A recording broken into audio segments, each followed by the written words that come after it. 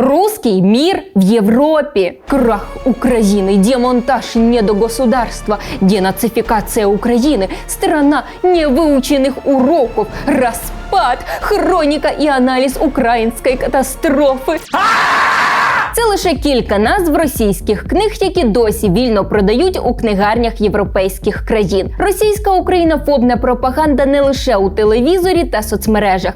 Росія тоннами продукує пропагандистські книжки про недодержаву Україну, перебріхуючи нашу історію та прославляючи власні злочини проти українців. І вільно продає весь цей мотлох російськомовним читачам у країнах Європи. Для понимания вообще, что такое денацификация, в книге есть глава, которая посвящена этому процессу. Я все-таки писатель, который опять переоделся в военную форму, приехал и тут же получил привет от мировой литературы, собственно, в своей казарме. Російські пропагандистські книжки у Європі помітила наша колега, сценаристка телебачення Торонто Юля Найдеш. Вона прожила 2 місяці в окупації у Луганській області і з великими труднощами змогла звідти виїхати за кордон. Опинившись у дружній до України Латвії, Юля зайшла до однієї з книгарень Риги, яка називається «Поляріс», де побачила на полицях купу російських українофобних книжок. Наприклад, альманах пропаганди «Обикновенний фашизм. Українські воєнні преступлення».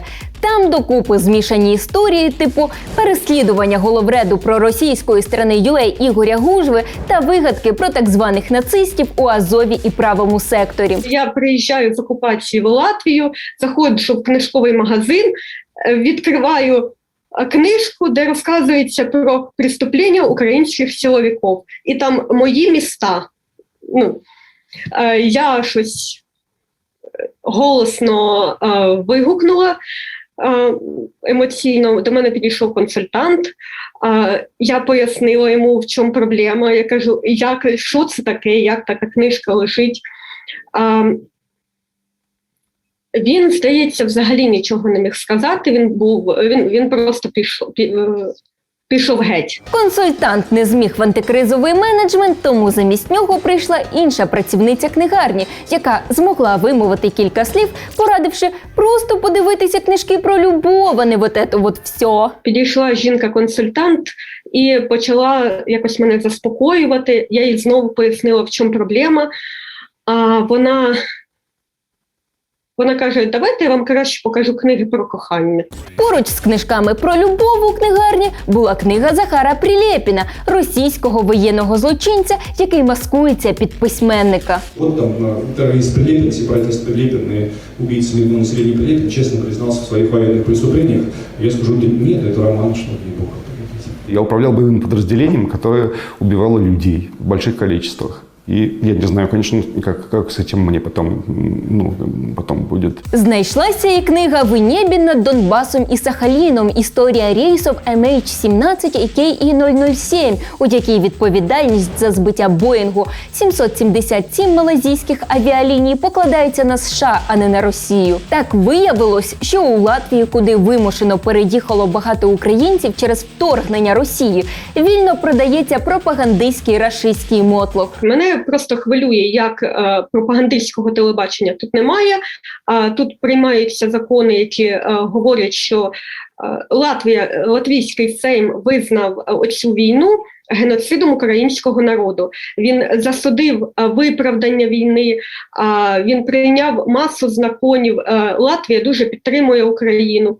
І в цей час можна знайти пропагандистські антиукраїнські книжки, які виправдовують цю війну. Для того, щоб з'ясувати причину існування такого парадоксу, Юля написала пост, у якому розповіла про ризьку книгарню, більше схожу на домашню бібліотеку Путіна. До речі, Поляріс не один магазин, а ціла мережа з 9 крамниць та інтернет-шопу, де, як виявилось, продається ще більша жерсть. Наприклад, книга «Крим. Історія возвращення», у якій ви не знайдете слова «анексія», рефлексія, зате є багато приємних спогадів окупантів. Беру книгу в руки, голосно дивуюсь і ледь не плачу. Як таке можливо? 84-й день війни. В вільній європейській країні, яка так підтримує нас у боротьбі за незалежність, яка передала мало не третину власного оборонного бюджету Україні, продають антиукраїнські книги. Копнякова демократія спрацювала, пост почав поширюватися і привертати увагу.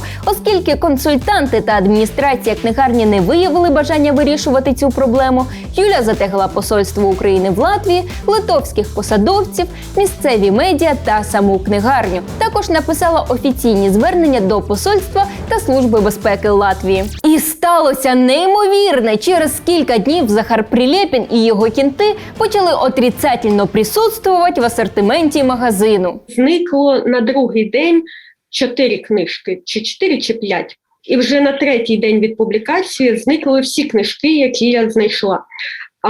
І навіть ті інші, які я не одразу знайшла, пропагандистські книжки, вони також зникли. Мені було важливо, щоб їх не тільки зараз прибрали, коли я про це написала, а щоб їх прибрали взагалі, і вони більше ніколи не з'являлися. Зараз посольство України в Латвії працює над тим, щоб антиукраїнські пропагандистські книжки зникли назавжди з книгарень, але коментарів з цього приводу поки не дають. Чи у книгарні тимчасово прибрали весь російський непотріб і збираються повернути, коли стихне розголос, чи навпаки, намагаються пересилити свою толерантність до пропаганди і радикалізуватися, невідомо. Книгарня досі ніяк не відповідає і не коментує скандал.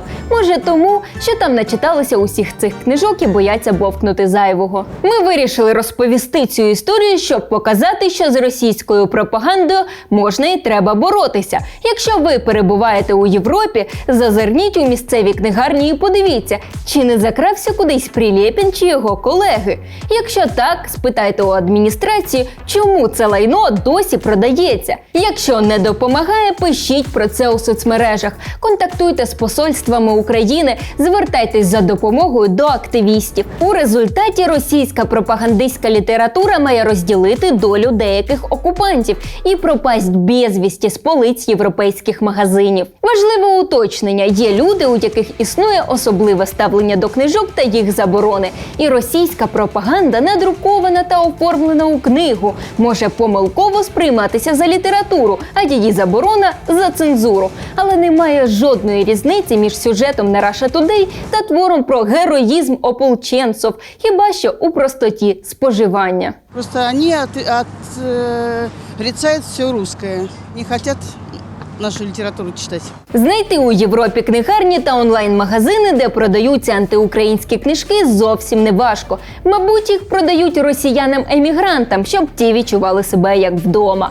Наприклад, магазин «Русланія», який зареєстрований у Гельсінкі, столиці Фінляндії. Книжная корпорация «Руслания» была основана в 1986 году в Хельсинки, Финляндия. Это стопроцентный финский семейный бизнес. Наша компания является культурным мостом между Россией и Европой. Насправді ж, цей сімейний бізнес намагається будувати ще й культурні мости між псевдореспубліками ЛДНР та Європою, продаючи ось такі книжки. «Воля Донбасса», «Союз писателей ЛНР», «Донбасский дневник», «Хроника войны в Новороссии», «Донбас в огне», «Хроніки необ'явленої війни». Фінляндія засудила визнання Путіним так званих ЛДНР. Тим часом Русланія вільно продає пропагандистські книжки про окупацію українських територій. Наприклад, книгу кумира Захара Прилєпіна, шовініста Едуарда Лімонова «Київ капут» про Майдан, Крим та Донбас. Почему им должен принадлежать Крым? Почему им должна принадлежать Харьковская область? Почему им должен принадлежать Донбасс? Ще одна пропагандистська оаза на території Європи – німецький онлайн-магазин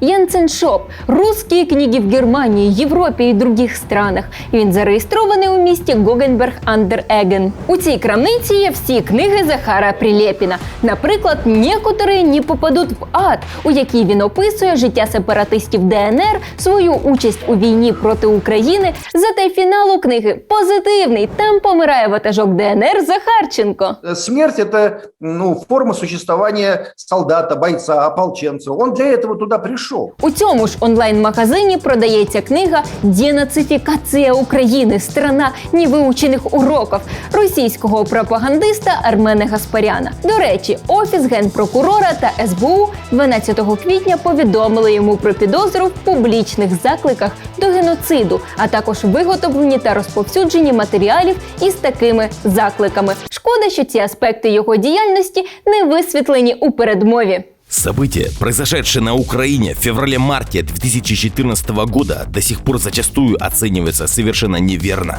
Это была не революция достоинства, а установление диктатуры украинских националистов. По уровню массовой ненависти и истерии Украина уже обогнала Третий рейх. В сложившихся обстоятельствах без проведения денацификации никакого развития украинского государства быть не может. Магазин руснявої літератури є навіть у Польщі. Він називається «Алфавіт» і доставляє книги по всьому світу, хоча міг би обмежитись Росією. Тут теж є книги Прилєпіна, Лімонова та купи російських псевдоісториків-пропагандистів. По своей природе, то, что сейчас называют украинским народом, это некая разновидность политического движения с элементами квазирелигиозной секты, выдающей себя за народ. Є «Сумерки», але не про вампірів, а «Сумерки невежества, технология лжи» или 75 очерков о современной фальсифікації історії України, де йдеться про те, що українського народу ніколи не було і не буде. Росіяни, які мешкають за кордоном, намагаються впливати на атмосферу всередині країн. Навіть тоді, коли всім зрозуміло, хто почав повномасштабне вторгнення, хто окупант і вбивця, вони волають про українських нацистів і про 8 лет бомбили Донбас, чи, як мінімум, не все так однозначно. Ми бачили, як прихильники побєдобєсія влаштовували провокативні акції 9 травня у різних європейських містах, як росіяни виходили на акції проти так званої русофобії, проводили автопробіги з зетками та російськими прапорами. Все це не в останню чергу відбувається через багаторічний нищівний вплив пропаганди. Російська пропаганда – об'єктивна загроза в будь-якій формі, навіть у формі художньої маячні типу ополченського романса Захара Прилєпіна.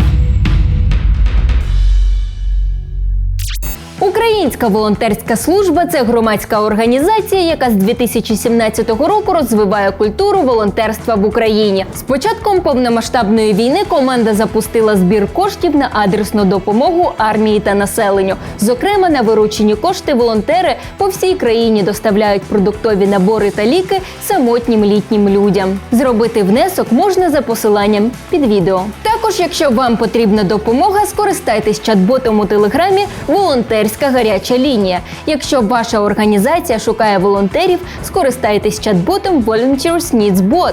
Якщо ви хочете стати волонтером, реєструйтесь на волонтерській платформі і слідкуйте за соцмережами Української волонтерської служби.